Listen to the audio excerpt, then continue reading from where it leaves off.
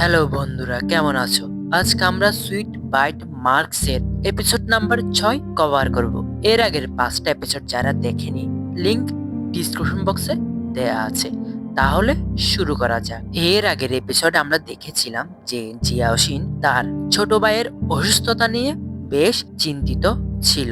যখন সে তার ছোট ভাইয়ের সাথে দেখা করতে যায় হসপিটালের মধ্যে, তখন সে দেখে যে তার ভাই একদম সুস্থ অবস্থায় ছিল এবং সে তার জামার পকেটে হাত দিয়ে দেখে যে রয়ের চুরি করা ব্যাজটিও নেই। তখন সে মনে মনে ভাবে যে হয়তো এগুলো সিনিয়র কমিটি মেম্বার চেন্নাইয়ের একটি বড় প্ল্যান ছিল রয়ের ব্যাজটা চুরি করার।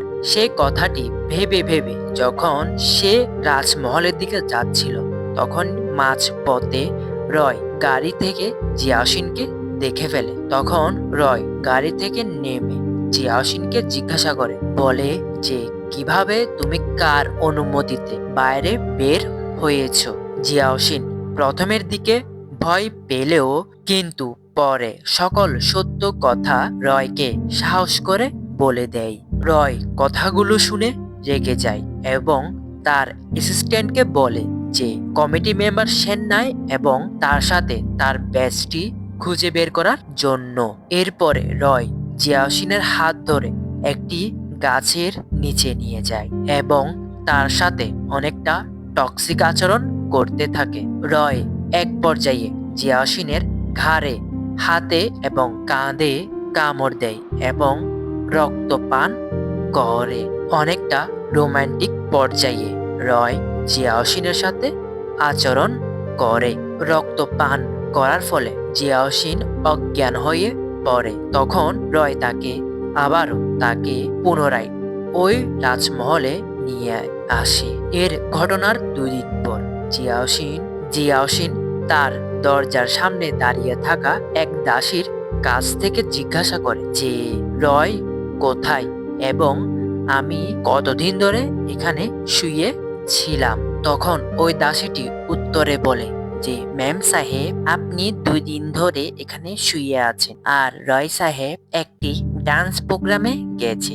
বন্ধুরা, এই প্রোগ্রামটিতে শুধুমাত্র নোবেলিটি মানুষরাই যেতে পারে আর যেতে হলে অবশ্যই নোবেল বেজটার প্রয়োজন হবে। যেহেতু এখন রয়ের নোবেল বেজটা চুরি হয়ে গেছে, তাই হয়তো সে বিপদে পড়তে পারে। সেটি ভেবে জিয়াউশিন চিন্তিত হয়ে পড়ে এবং সে ওই প্রোগ্রামে যাওয়ার জন্য বের হয়ে যায়, অর্থাৎ রয়কে সাহায্য করতে। কিন্তু মাঝপথে যাওয়ার সময় রয়ের এক বন্ধুর সাথে তার দেখা হয়ে যায়, যে কিনা ওই প্রোগ্রামটিতেই যাচ্ছিল। রয়ের বন্ধুটি জিয়াউশিনকে দেখে বলে যে তুমিই হলো ওই মেয়েটি যার জন্য রয় এতই পজিটিভ। ছেলেটির নাম হলো শিন। শিন জিজ্ঞাসা করে যে তুমি কই যাচ্ছ আর কার অনুমতিতে যাচ্ছ। যা শুনে জিয়াউশিন সকল কথা শিনকে বলে এবং সে ব্যাল অনুষ্ঠানে যেতে চায়। শিন তখন জিয়াউশিনকে বলে ঠিক আছে, আমিও ওই ব্যাল প্রোগ্রামটিতে যাচ্ছি এবং শিন জিয়াউশিনকে নিয়ে ওই প্রোগ্রামটির দিকে রওনা দেয়। এরপরে আমাদেরকে অনুষ্ঠানের একটি ছোট করে সিন দেখায়, যেখানে রয় কিছু লোকের সাথে ঝগড়া করছে।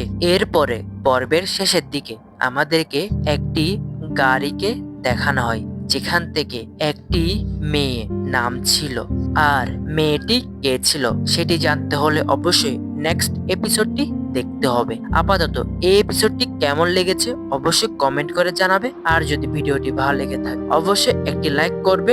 এখনের জন্য গুড বাই।